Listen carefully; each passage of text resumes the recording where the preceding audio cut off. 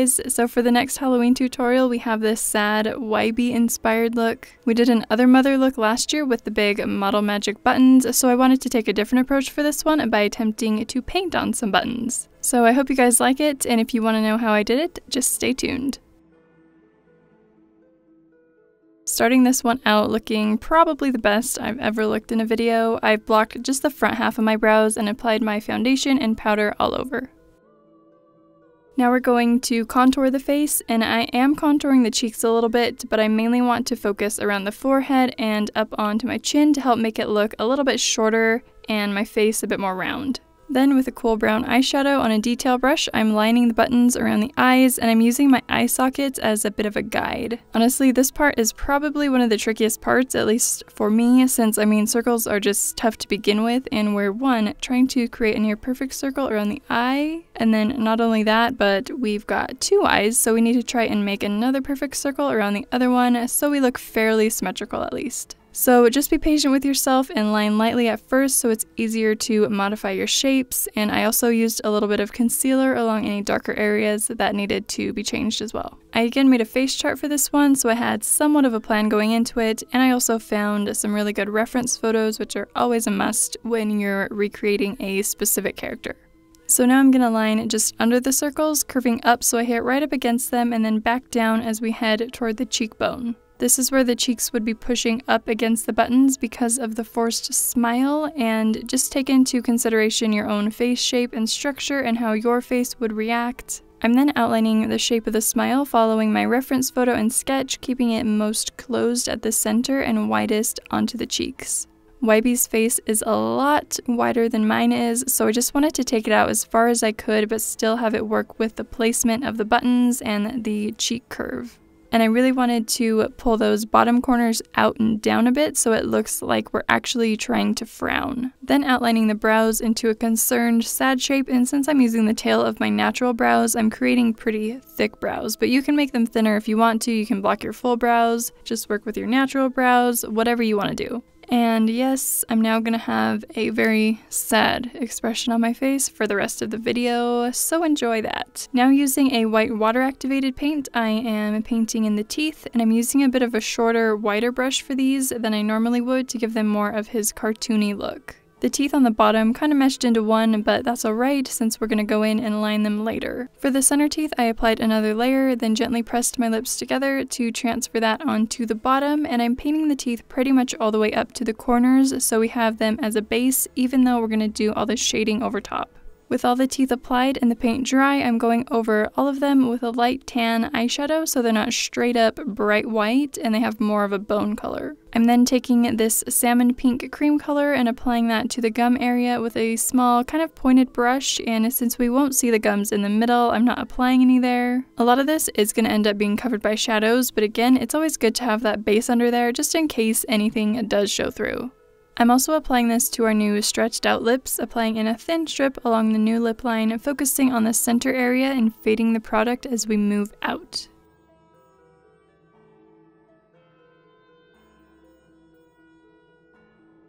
Once I have that applied, I'm setting the cream product with a colorless powder and brushing away the excess with a big clean powder brush. Now with my black Epic Ink Liner from NYX, I'm outlining the center smile line and around all the teeth, giving each a rounded shape at the gum line.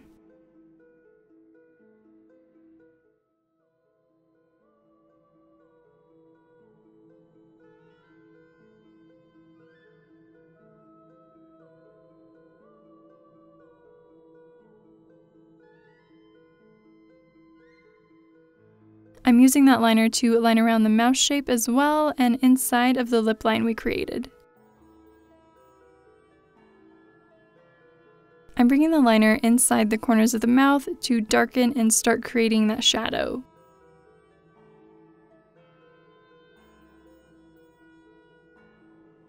Don't forget to take stretch and stand breaks as you go too. And now I'm going through and giving the corners of the teeth a more rounded shape, as well as add in some bumps or ridges to some.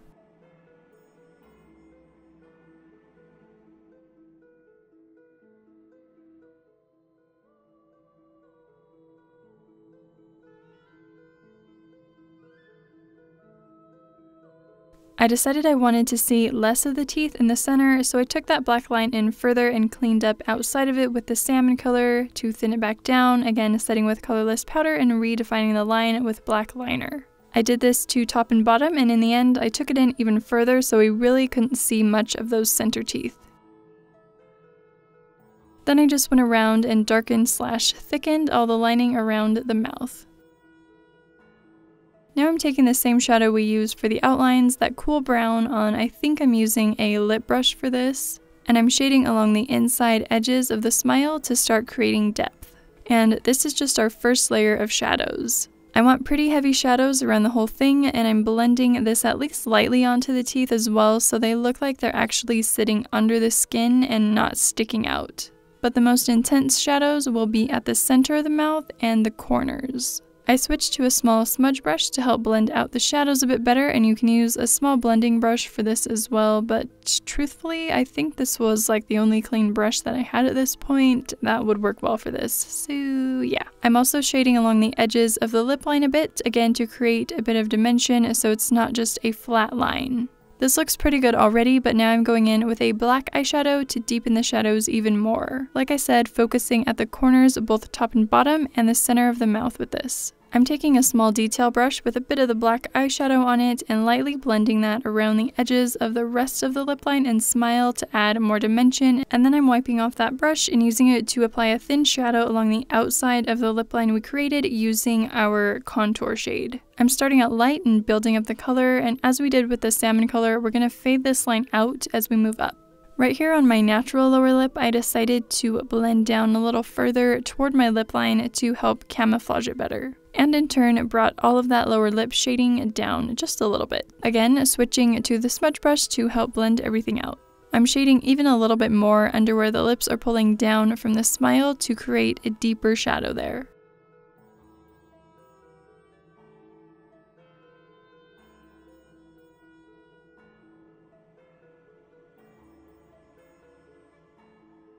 Then I'm using a lighter pinky nude lipstick to highlight along about the center of both top and bottom lips to add more dimension and make them pop a bit more. I'm using a small detail brush for this, and these bottom corner areas, I'm actually taking it right along that inner edge. I'm using the same brush I applied the salmon color with to blend this in, and then adding more product if I want to brighten it further. Then I'm refining and deepening my shadows along the outer lip line, this time using the darker brown shadow on a small detail brush, again switching to the smudge brush to blend out.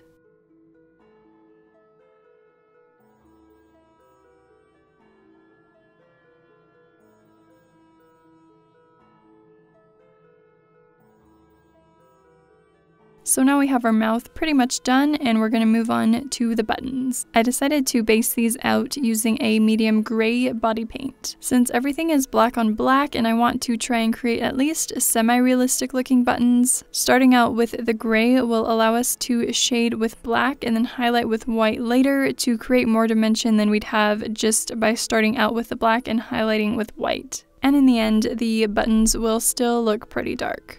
I used a flat round brush to first fill in the buttons and then decided to do the brows before starting any details. I'm using my usual precise brow pencil to fill in the outer half, and then since the pencil's too hard to get the same coverage over the glued down areas, it's a different material and texture than your own skin, and it's not going to take products the same way your skin does. I switched to a dark brown liquid brow liner for the rest and ended up taking that throughout the entire brow, and you could also use a gel eyeliner or body paint here. Then at this point, I felt like I needed to darken the contouring around my face a bit.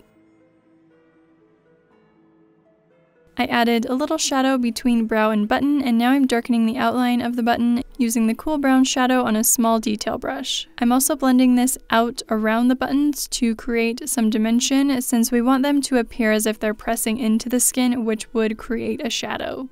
I switched to a small blending brush to blend this out, kind of the same theory as the shading for Baby, blending along the edge so we get kind of a slight shadow on the button as well as around the outside. I'm also taking this eyeshadow and lightly blending over the entire button to darken it just a bit, and then aligning my waterline top and bottom with a black pencil liner and setting in place with a black eyeshadow. With a black eyeshadow and detail brush, I'm lining around the inside of the buttons so we have a ridge around the outside. You can change the placement of this depending on how wide you want the ridge to be, but I'm taking mine around so it hits just about at my inner and outer corners, which worked as a great guide. I'm then blending in from that line with the black to create a shadow onto the flat part of the button so the outside ridge pops out more, keeping the darkest part of the shadow near the line and fading as we move in. I'm using a small blending brush to blend out the shadow, and you can either use a clean brush here or pick up a very small amount of product to blend out. And I'm then darkening near the line where I feel like it needs it, as well as around the outside edge of the button. And again, using the small blending brush to soften. I'm taking the white body paint and dotting on the buttonholes, one in the center near the crease, then two just above the lash line, and then one centered under the eye. You can use a liquid liner for this as well, but I found that this stayed in place just fine, especially with all the eyeshadows and liner over top. And honestly, this looks pretty creepy on its own, so you could totally stop here if you wanted to. Taking a mini break from the eyes, I'm using the gray body paint on a detail brush to create the knots that are holding up the smile. I'm starting a little bit inside the corner of the mouth and giving it a slight U curve up onto the outside of it, then painting on a semi-circular shape at the top for the actual knot. I'm then taking a light wash of the black eyeshadow and blending that onto the buttonholes so they're not so bright white, then going in with the black on a detail brush to darken just inside the buttonholes more. Going back in with the gray paint on a detail brush to line the thread top to bottom and side to side, giving each line a slight curve to help make them look more dimensional. I'm painting a little slice of my lashes as well so the line looks as even as it can. I took lots of snapshots during the process so I could see how everything was looking and make sure my circles and lines looked good, etc. I'm then going back in with the black eyeshadow on a detail brush to shade under the horizontal stitches, which I want to be over top of the other ones, so I'm just shading all the way across. Then shading along the inside of the vertical stitches, skipping over where that other stitch is. I'm shading at the base of each stitch as well, blending in toward the center of the button/thread, leaving the center the lightest. Taking another break from the eyes, we're going to finish the shading and detail on the cheeks, starting by just darkening that initial line we made and or modifying the shape with the same cool brown eyeshadow. So you can see here my original line hit where the top of the knot ended up, and we're going to fix that in a minute. But for now I'm just cleaning my lines up a little bit with concealer and then adding in some wrinkles coming out from the knot. Think about if your skin was actually being pulled and tied up, there would be a bunch of wrinkles that follow the same direction as the skin that's being pulled, as well as a shadow under and around where the knot sits. So I've wiped away the part of my line that I want to change just using concealer, and now I'm taking the line around and up at a higher angle on the cheekbone and then back down, leaving a nice space between the knot and cheek line. Once I'm happy with the line, I'm using the brown eyeshadow again to shade above it to create a shadow there to help the cheek pop forward a bit. Blending that out with a small blending brush, creating the deepest shadows right along the line and where it touches the button. I then darkened the wrinkles a little bit and lined in a few details onto the knot to define the shape and added some shading onto it where it's going into the mouth. Now that I have everything based out with the shadows, I'm defining all the lines and deepening some of the shadows with the same black liquid liner used for the teeth and mouth. I decided to line around the bottom corners of the mouth as well.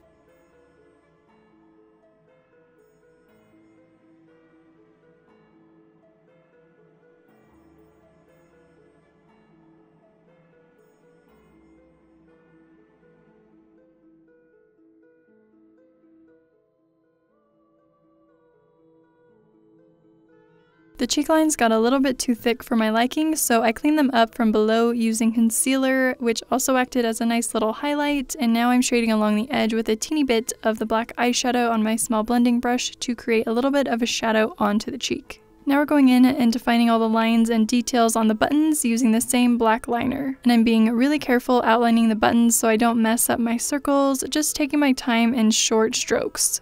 Sadly, my Epic Ink Liner was finally running really low toward the end of this look, so I used it for as long as I could and then had to switch to a black water-activated body paint on a fine detail brush for the rest. I then went ahead and pretty much finished one button off camera to give my liner a rest, and now I'm lining along the inside of the ridge, then deepening that shadow with the black eyeshadow. I'm shading more with this at the base of the buttonholes and onto the thread, leaving that center part of the thread the brightest. I'm also shading a little bit more under the thread and decided to do a little bit along the bottom corners of the mouth and lip line as well. I added some subtle shading above the inner curve of the brows as a bit of a wrinkle in the skin to accentuate the sad look. I want the bottom edge to be a little bit sharper and the top to be nice and blended out. Now I'm lining around the buttonholes and the rest of the thread, balancing my hand on my jawline for some stability. To highlight, I'm starting with the gray body paint on a detail brush, lining through the center of the thread pieces, applying a little bit onto the flat of the button and blending it out, and also through the center of the ridge, just applying in sections, not solid all the way around. I also went in with a little bit of white body paint to highlight some areas, but I was kind of torn because I felt like it needed a bit more of a highlight, but I wasn't really liking how the white looked, so I ended up blending over most of them with my brush that had the black on it to tone them down and kind of went back and forth. So you can always leave them brighter if you want to, personal preference. I blended a little of the black eyeshadow onto the inner part of the brows to darken them slightly and also darkened the shadow above the brows just a hair. I decided to contour my nose a little bit as well using the same contour shade I used around the face. Then I'm highlighting the lips in between the wrinkles around the mouth and top of the cheeks using the white body paint.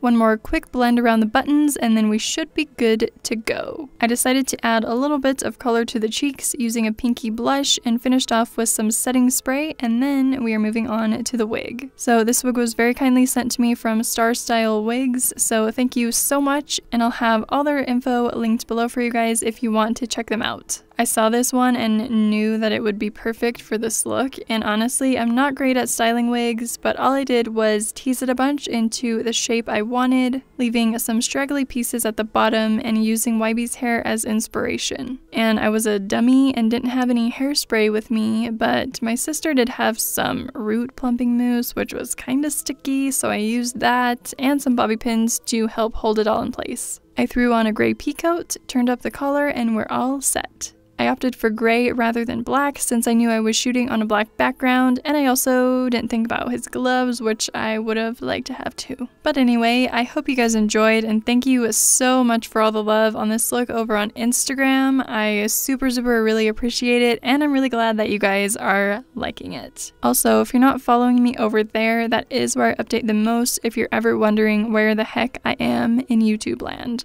Thank you guys so much for watching, and I will see you in the next one.